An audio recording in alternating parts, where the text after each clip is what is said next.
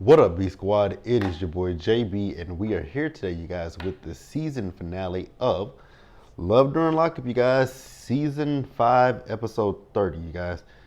And this episode is titled Too Good to Let Go. Now, before we get into the review, you guys, if you guys are watching this video or any other video on the channel, and you guys aren't subscribed yet, then I need you guys to do me a solid favor and stop taking me out on this date and having me pay for it at the end of it. You guys know the routine.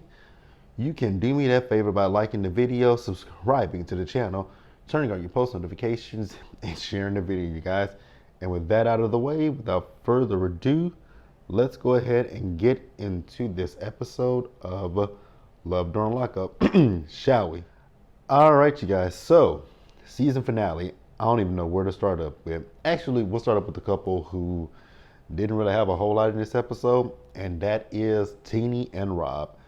So you guys remember in last week's episode, we ended it with Teenie and Rob and the fact that she went to go pick up Rob, right?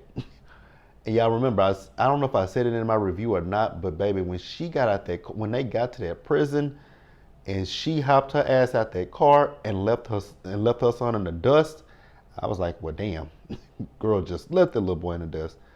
So nothing really happened aside from the fact of her picking him up. They left the prison, and he wanted to get a little fresh air and whatnot. Him and the little boy did. What I will say is, it's nothing personal against Rob. It's just the fact that I look at this kind of sideways because of the fact that the man was in prison for 16 years, and now he's coming out of prison as to a ready-made family. And I don't know if he's going to adapt well to that. Hopefully he does, but I think Teenie should have thought about that, especially with her having two young kids. But, it is what it is. They honestly, they look like a cute little family, right? But I would just be nervous and worried about me and my kids because, like I said before, sometimes when people get out of prison, they don't acclimate well to the real world. And again, I'm not saying that that's what's going to happen with Rob, but I don't know if I would personally want to take that chance to find out. But hey, they, like I said, they look like a cute little family. It is what it is. And so at the end of the episode, their package says that Rob and Teenie are enjoying family life, which they showed a bunch of pictures of them as a family.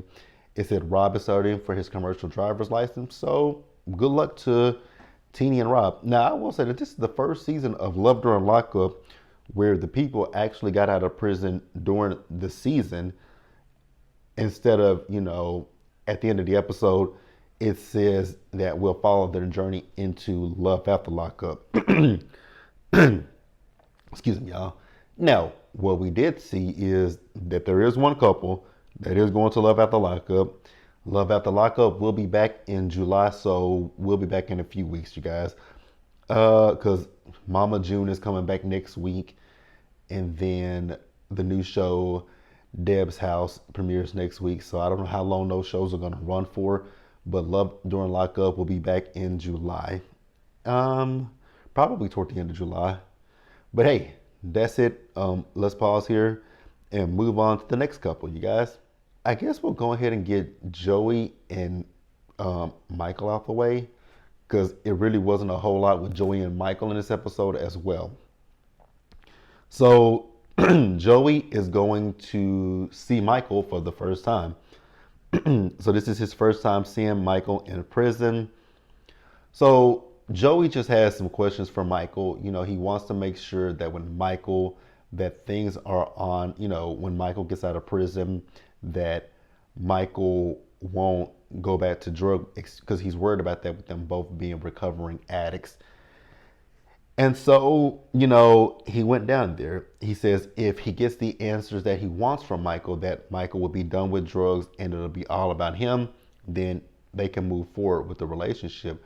But if, he's unclear about what the path forward looks like for them, then Michael was, ready to break up with him right on the spot, right? So we did see after Joey had his visit that he was happy and he's, feeling good about himself. And he says that, he believes Michael, that Michael doesn't want to do drugs anymore. What I will say when it comes to Michael is that I think Michael said that he doesn't want to do drugs, but Michael also has a pattern and a past with going back to jail for these things, right? So he wants to get clean, but and I know that this is just anything with a recovering addict, that every day is a different day for them. So, they wake up, they can be clean for 6 months, 6 years, and at the end of the day, they're still going to be an addict, right? And they may still have these triggers and these temptations. So I got where he was coming from, right?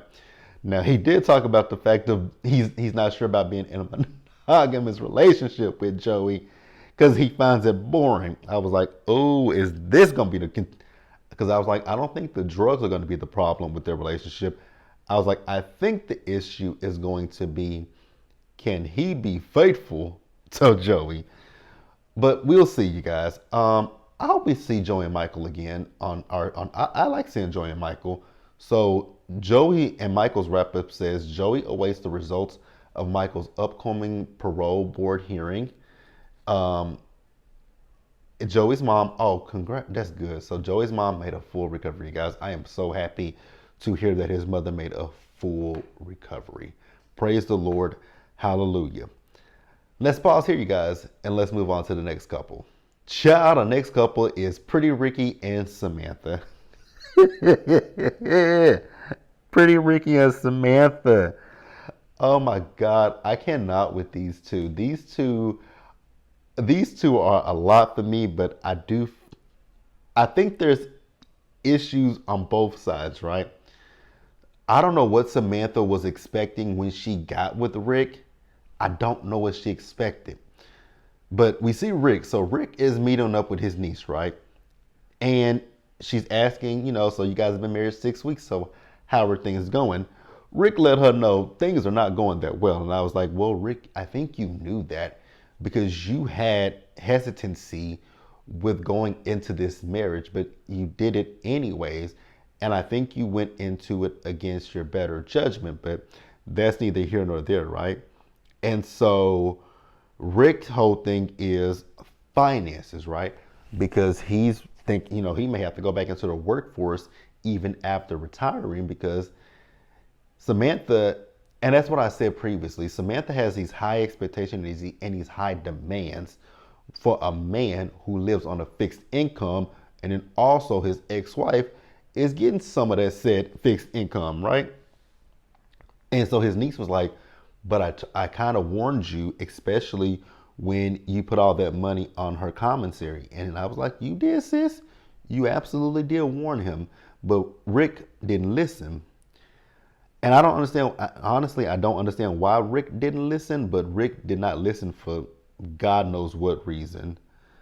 For God knows what reason, Rick did not listen, right?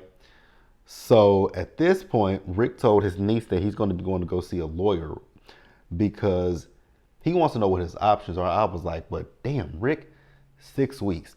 If anybody knows the answer to this question, because the question that I wonder is, with this one, is it too late to get an annulment, or does he have to file for divorce? But I think at the end of the episode it said he filed for divorce, but we'll get to it in just a minute, right? So Rick went to go see the lawyer, and so Samantha knew nothing about him going to see this lawyer. And so the lawyer was asking him like, so does she know you're here? He said, no. And she told him, so she's like, so why are you doing this now? Because he said she was in prison. And she said, well, now is a good time to do it because she can't fight you back from prison. I hollered because I was like, oh, this is so funny and so messy, but I'm so here for it, right? So Samantha then calls, right? And so Samantha's asking, so Rick, tell me what's going on. Like, what's going to happen with us? I like Samantha, but I can see through Samantha. Samantha is using him, number one, because she thinks, because remember last episode when he went to that supplement store and got all them damn supplements for her. Samantha is it's a cash cow for her. Do I believe she had feelings for Rick? Possibly. I don't know. Let me know what you guys think, right? So then Samantha is talking about the fact that she feels that Rick is committing adultery with Sandy. I was like, not Sandy. Sandy's still in the picture. So at one point, she said, well, go have fun with Sandy. I was like, that's really what your issue is. You're jealous. It's a little bit of jealousy with you, Samantha. Like, let's just be real about it. You have some jealousy when it comes to him. So he said, well, maybe I will go have fun with Sandy. I was like, Rick, you probably already having fun with Sandy. Baby Rick was probably already having good fun with old Sandy. Oh my God, you guys. I would love to see this. But it's like I said at the end of the episode, it did say he filed for divorce. But it says here, what their ending is, Sam's release was delayed by another 6 months. Girl, what did you do? Another 6 months? Rick, you know what, buddy? Pretty Ricky, I ain't even mad at you. I ain't even mad at you. What the hell did she do for her release to get pushed back another 6 months?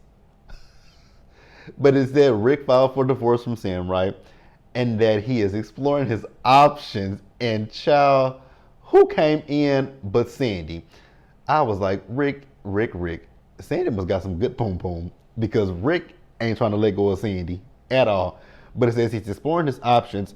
with women from high school. Sandy and it's Sandy. And they at a bar. Bitch, they finna get drunk and do God knows what. I would love to see Rick and Sandy. I would love to see Rick again on this show because that story right there is just a hoot. I have enjoyed those two. Let's just be real with each other. I've enjoyed the hell out of them. Let's pause here and move on to the next couple, you guys. Next up is Shantae and Untrue. Lord Shantae. Mama, I don't know what to say to you. I done said all I can say to you because at this point it's giving you a glutton for punishment. Cause girl, what? So Shantae is meeting up with her friend, right? Shantae talked about the fact that she would have $4,000 saved up. Now she ain't got she don't even have $1,000. I was like, girl, what the fuck have you spent it on? But she's moving, right? I was like, girl, let go of that house that you're trying to move to and keep, because she's still trying to sell her other house. Then her kids, and she got her kids and all that kind of stuff. I was like, Shantae, you might want to let go of Untrue and let that untruthful man go because, girl, what? So she's breaking the bank basically, and I'm like, that's not smart at all. Then she let us know that, she got demoted at work. She lost her bonus, so she's making 26. I was like, 26 what? $26,000 or $26? What was the 26? Because she didn't clarify what that 26 was, but I'm assuming that 26 was $26,000. Girl, what the fuck can you do with that? My God. I ain't made 26. Actually, I've never made that. I've never made 26. I've never made $20,000 with any job that I've ever had. It's been 30,000 or more. Currently, I'm oh my God, 20. I'm praying that it was $26, but I think it's $26,000. I'm thinking it's 26,000 because the way she was talking, she's struggling. Then she's talking about the fact that she went and bought a shirt for him for $100. I was like, say what now? Girl, if you don't take your ass to Walmart, Target, Goodwill, Salvation Army, somewhere and buy this nigga some clothes, the fuck? He been in prison. What he need this shit for? Then she's talking about the Jordans that she bought him cost $250. Say who? All this for a nigga? No, girl. No. Hell to the no. So it says at the end of the episode for them, Shantae is unsure if she will meet True at his release, but she will because Shantae's story continues on Love After Lockup. So she's going to meet him at her release. Now, will they last is going to be the question. Ugh, I would hope not. Shantae, you just look foolish behind this, man. Let's pause here and wrap up with the worst of them all. All right, you guys, Ayana and Jamal. Ayana and Jamal, I never, and I mean I never want to see Ayana on my damn television screen ever again. This bird brain is stigmatized. That's all she cares about is the dick. Because she got out of jail. So she spent her 15 days in jail, right? And so she was waiting on her grandmother to come pick her up.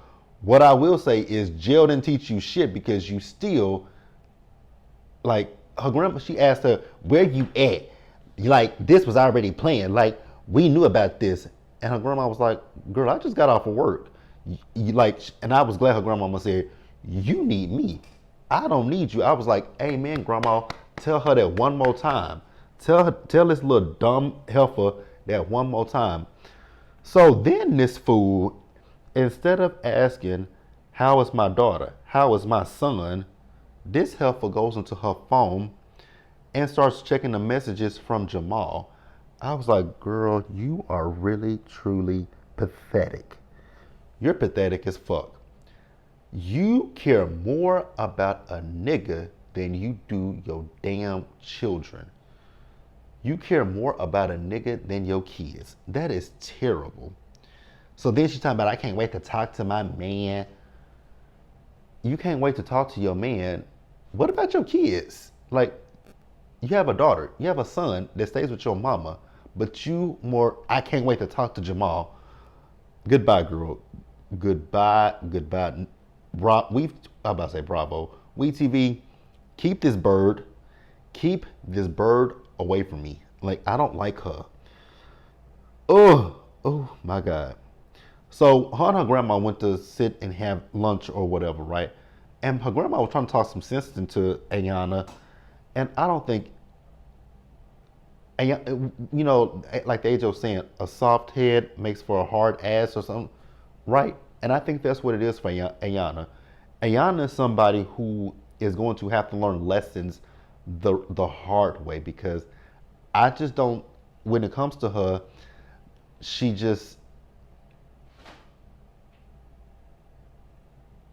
I just heard something. I don't know what I heard. When it comes to Ayana, she's the lost cause, pretty much, right? So then we see her as she's at the restaurant. She went to go change her clothes, and she on the phone with Jamal. I was like, girl, your daughter is at the table. Go have mommy, daughter. You know what? I'm done with Ayana. I really ain't got nothing else to say for her. And then she still is focused on this man marrying her. Girl, he don't want to marry you. Get the clue. But it is what it is. So at the end of the episode with Ayana, it says Ayana still has 4 years left of probation. Jamal expects to be released by the end of 2024. Ayana hopes he'll propose immediately. Girl, he is not. He the fuck is not. But hey, let's pause here and wrap up this episode, you guys. Now, you guys, the end, where I'm ending the episode at is like, oh my God. I want to feel bad for Andrew, but I don't feel bad for Andrew because it's like, dude, the writings were on the wall when it came to Candace. Like, the writings were on the wall that she was using you, and you got played. So we see Candace as she is at a hair salon getting her hair colored, and this is an appointment that Andrew had previously set up before she got out of prison and paid for it, so she was gonna still go regardless. Now, can I say I'm mad at her for that? No, because I would have done the same thing, right? But then she's talking about how needy Andrew is and how she can't be what he needs for her. Well, why didn't you just say that? Like, here's the thing for you, Candace, right? You do know that there is something called karma. The way that you treated Andrew, it's going to come back and bite you in the ass. That's really all I got to say. So she called her PO up, and she's telling her PO about the apartment and her fiance, he's not a convicted felon. And so the PO was like, okay, I'll call him up. So she called up Andrew and talked to Andrew. And she was like, can I stay in the apartment? And Andrew sitting here saying, yeah, you can stay in an apartment and, keep the truck. He's like, but what about this relationship? Are we still together? And I was like, Andrew,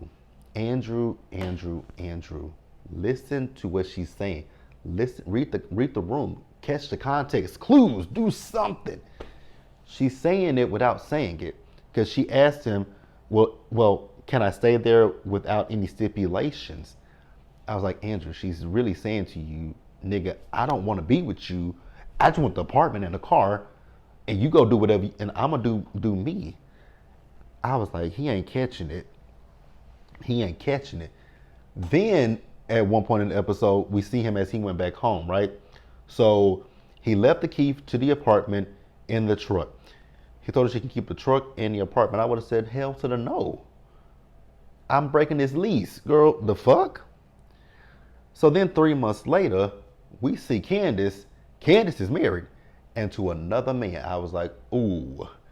And then she's like, well, I can still, I want to keep the apartment and the truck. So there's no reason to end this fantasy with him.